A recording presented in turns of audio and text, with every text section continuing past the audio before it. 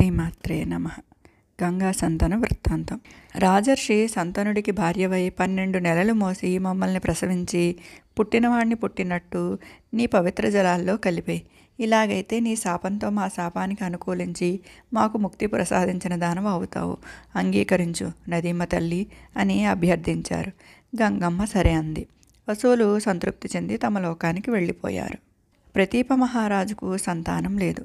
పుత్రార్థి అయి గంగా తీరాన సూర్యోపాసనకు కూర్చున్నాడు. తీవ్రంగా తపస్సు చేస్తున్నాడు. ఒకనాడు హఠాత్తుగా ఆ నీటి నుంచి ఒక సుందరాంగి లేచి వచ్చి ప్రతీపుడి కుడితోడపై కూర్చుంది.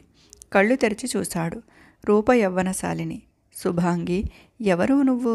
నా అనుమతి లేకుండా వచ్చి నా తొడమొదట కూర్చున్నావెందుకని ప్రతీపుడు సౌమ్యంగా ప్రశ్నించాడు.